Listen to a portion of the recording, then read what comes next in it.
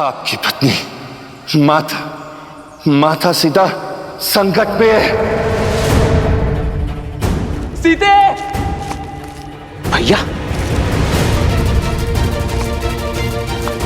भैया भैया भैया आप ठीक तो है? वो लक्ष्मण, वो स्वर्ण मृग, वो मारीच था। मारीच?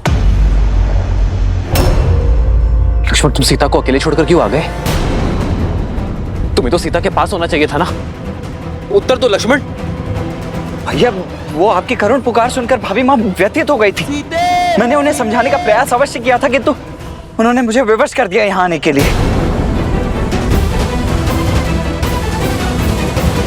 मैं मिथिला की पुत्री हूँ, अयोध्या की कुलवधू हूँ, रघुनंदन श्री राम की धर्मपत्नी हूँ और मैं अपनी कुल की रीति पर आघात नहीं होने दूंगी। मुझे क्षमा करना। ये वचन आपकी भाभी नहीं, अयोध्या की कुलवधू को तोड़ना पड़ रहा है, क्योंकि वो द्वार पे खड़े भूखे ऋषि को खाली हाथ नहीं भेज सकती।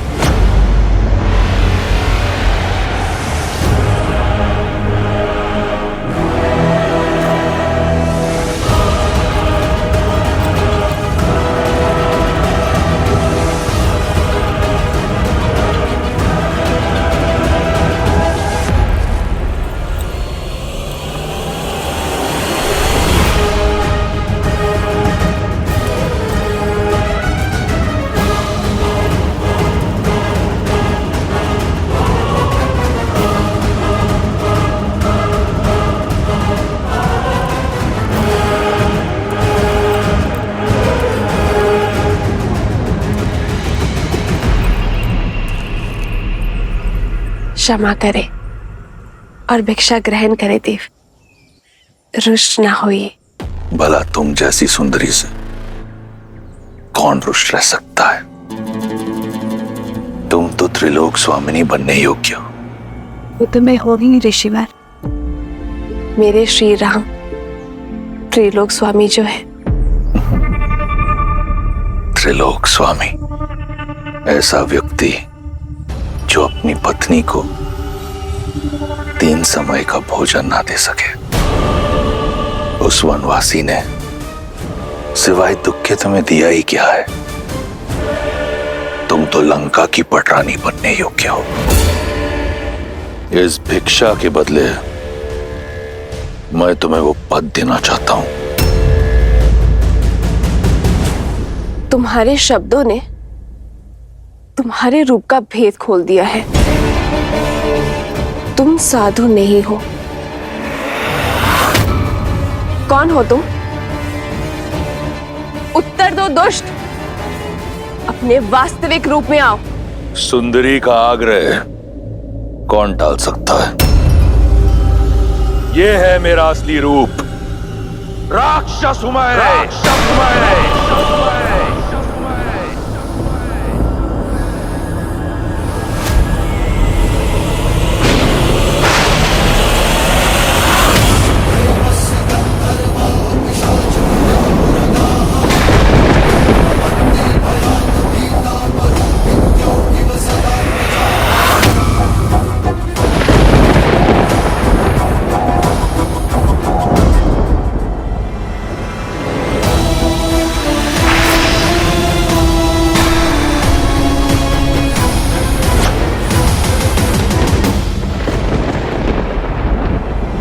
रावण साधु के रूप में इतना बड़ा छल?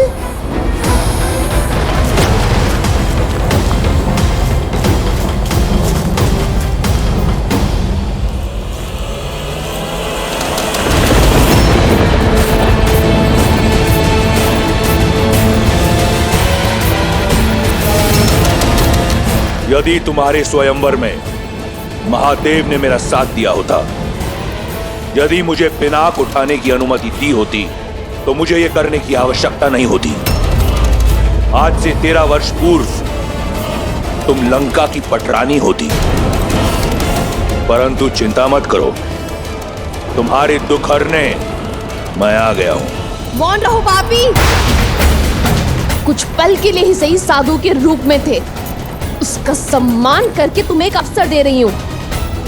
मेरे श्री राम के आने से पूर्व लौट जाओ, अन्यथा क्या कर लेगा राम? वही जो 14,000 राक्षसों के साथ किया था। उन राक्षसों और रावण में बहुत अंतर है सीता। सहस्त्रों वर्षों से अनगिनत वीरों से युद्ध किया है मैंने। अगर तुम्हारा राम एक वीर है तो उसे वीरगति प्राप्त होगी, अन्यथा रावण के हाथों एक नीरव बालक की हत्या होगी। अब चाहे जो भी हो, सीता केवल रावण की है, रावण की। हो तो तुम राक्षसी ना, गर्व और अभिमान में मद। यदि अपने प्राणों की रक्षा करना चाहते हो तो चले जाओ यहाँ से। जितनी सुंदर हो उतनी ही भोली भी। जो लौट रहा था वो एक भिक्षु था, जो तुम्हारे समक्ष खड़ा है वो लंकेश है, जिसका इस संसार की हर सुंदर वस्तु पर आधिपत्य है। और आज इस ब्रह्मांड सुंदरी सीता पर भी केवल मेरा अधिकार होगा।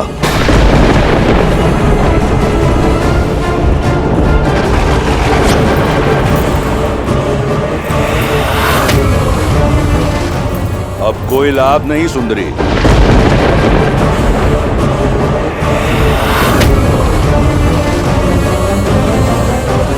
मर्यादा की सीमा रेखा का नियम है, एक बार लांघ दी तो पुनः लौटा नहीं जाता। अब ना तो ये लक्ष्मण रेखा और ना तुम्हारा राम, कोई तुम्हारी रक्षा नहीं कर सकता।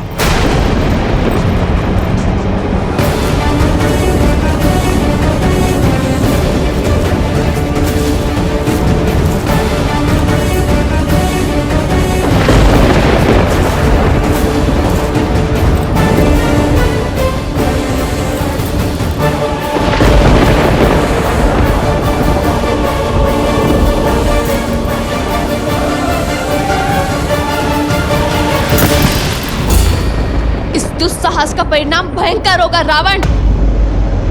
श्री राम लंका समेत असुर जाति का सर्वनाश कर देंगे। लंका को हिला सके इतना बल किसी में नहीं, ना ब्रह्मा में, ना सरस्वती में, ना लक्ष्मी में, ना नारायण में, ना देवता, ना असुर, ना राक्षस, ना यक्ष, ना गंधर्व, ना किन्नर, न पशु, न पक्षी, न नाग, न कीट, न भूत, न पिशाच, न विताल, कोई मुझे मार नहीं सकता। दुष्ट, छोड़ो मुझे। मेरे श्री राम आते ही होंगे, वो तुम्हें तुम्हारे कर्मों का दंड अवश्य देंगे। शनि और यम को दंडित करने वाले रावण को एक बालक दंड देगा। जब तुम्हारा राम आएगा तो देख लेंगे। इस समय हरण होगा सीता का।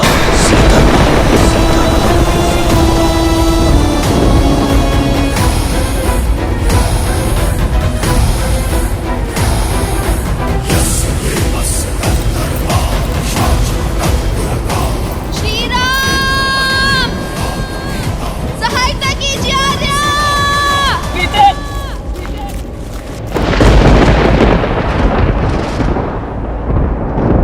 मेरी सीता संकट में है लक्ष्मण। सीते!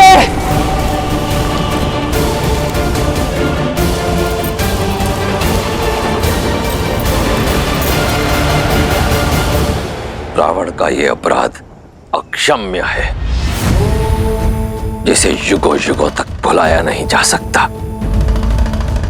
एक स्त्री का उपयोग करना, वो भी अपना स्वार्थ साधने के लिए, संसार के सबसे घृणित कार्यों में से एक है। उसकी लज्जा, उसके शील, उसकी मर्यादा पर प्रहार करना, उसे शक्तिहीन समझकर बलपूर्वक उसका हरण करना संसार का सबसे जघन्य अपराध है और सबसे बड़ी कायरता भी। जिस स्त्री का सम्मान स्वयं देवता भी करते हो, उसका ऐसा अपमान इस अघोरी के लिए भी घोर है। संसार में जो भी स्त्रियों के साथ इस प्रकार का दुर्व्यवहार करेगा, उसका सर्वनाश सुनिश्चित है।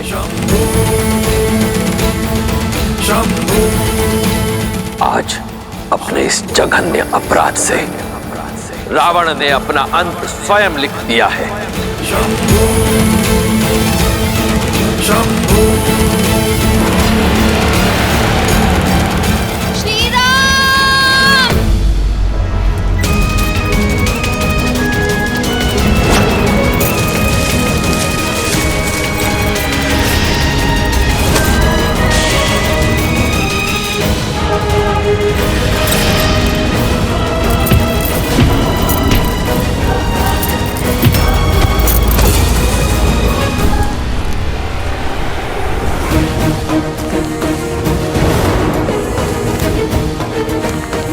भाभी माँ, सीते, भाभी माँ कहाँ हैं आप? लक्ष्मण, लक्ष्मण तुम उस ओर जाओ, मैं यहां देखता हूं।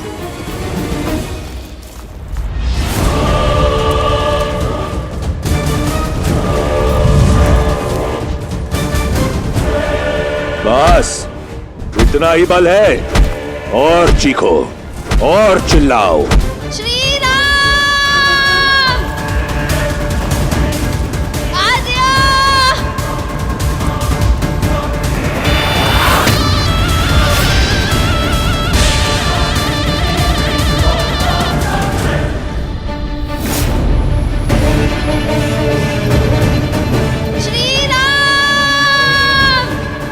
चीखो और चीखो, याचना करो।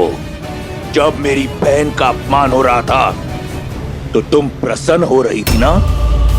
अब तुम्हारी याचना सुनकर मेरे कानों को प्रसन्नता मिल रही है। मेरा हरण तुम्हें अंत देगा रावण। श्री राम हर कष्ट सहन कर सकते हैं, किंतु रघुकुल के सम्मान पर प्रहार कभी नहीं। वो मुझे मुक्ति दिलाने अवश्य आएंगे। भाभी माँ, लक्ष्मण,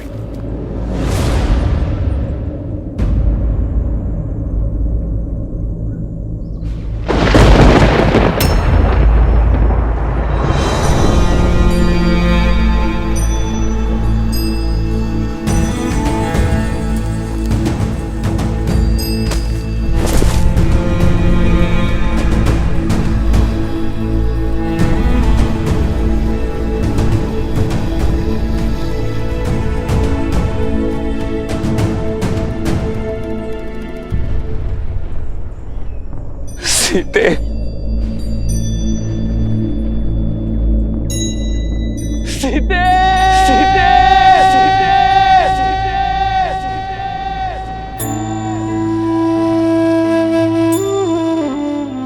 सीते।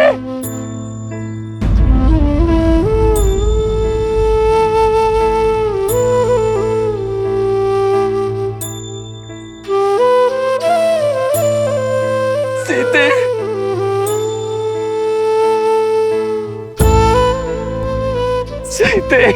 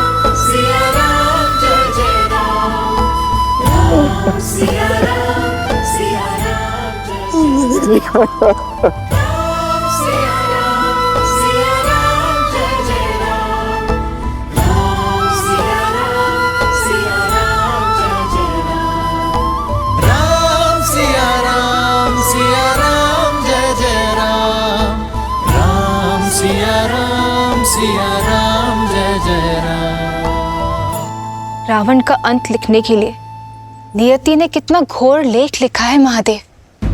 पहले भाग्य में वनवास की पीड़ा और अब वियोग की, और क्या क्या परीक्षाएं देनी होगी श्री राम और सीता को। देवी, संसार को प्रकाश देने वाला चाहे दीपक हो या सूर्य, चलना तो दोनों को ही पड़ता है। इसी कष्ट, पीड़ा और संघर्ष की गाथा से ही तो संसार को जीवन जीने की सीख मिलती है। पर देवी सीता के जीवन में कितना अंधकार छा गया होगा ना। अपने पति से दूर किसी अज्ञात स्थान पर हरण करके ले जाया जा रहा है उन्हें। दुख के बादल कितने भी घने क्यों ना हो देवी, आशा के सूर्य की किरण कहीं ना कहीं से कौंध अवश्य उठती है। पूर्वजों के कर्म और हमारा धर्म संकट के समय हमारा साथ नहीं छोड़ते। श्री राम, श्री राम, श्री राम, श्री राम, श्री राम। जिस रावण के भय से संपूर्ण देवलोक कांपता है, उसके बंधन से मुक्त करने ना तो तुम्हारा राम आएगा और ना ही कोई और।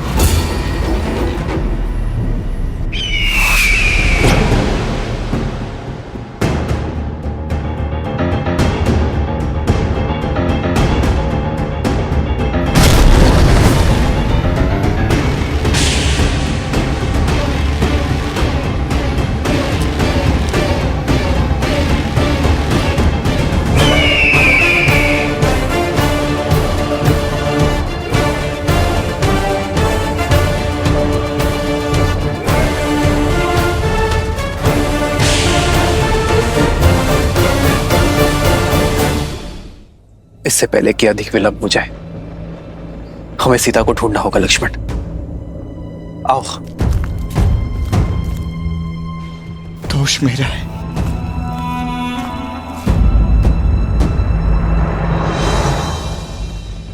लक्ष्मण,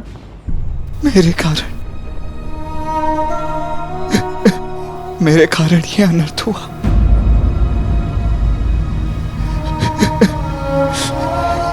मैंने भाभी मां को संकट में डाल दिया। लक्ष्मण, लक्ष्मण, भैया 13 वर्ष मन की सारी पीड़ा मैं सह गया, परंतु अपनी भाभी मां के 2 कटु शब्द नहीं सुन पाया। क्यों अकेला छोड़ दिया मैंने भाभी मां को यहाँ? इस पीड़ा का जन्म मेरे कारण हुआ है भैया। भाभी मां न जाने कहाँ होंगी, किस दशा में होंगी, यहाँ क्या हुआ है उनके साथ, ये प्रश्न मुझे जीने नहीं देगा भैया। मैं अपने कर्तव्य का पालन करने में असफल हो गया। ये पाप हो गया मुझसे भैया। इस अपराध का दंड एक ही है, मृत्यु दंड। भैया मुझे मृत्यु दंड दे दीजिए। लक्ष्मण दे दीजिए। नहीं लक्ष्मण, नहीं, अन्यथा मैं स्वयं को मार दूंगा। मैं मार दूंगा स्वयं को भैया, मैं मार दूंगा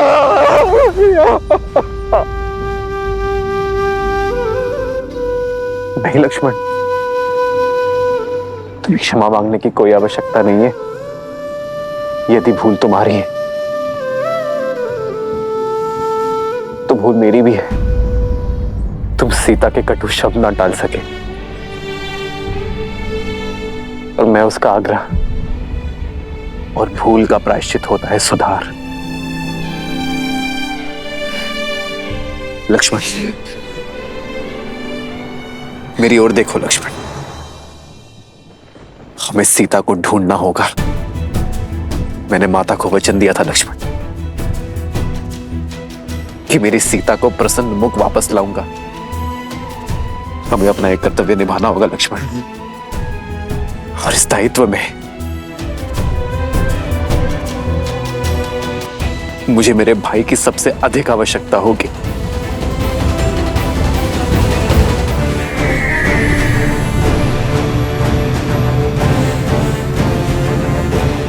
जटायु,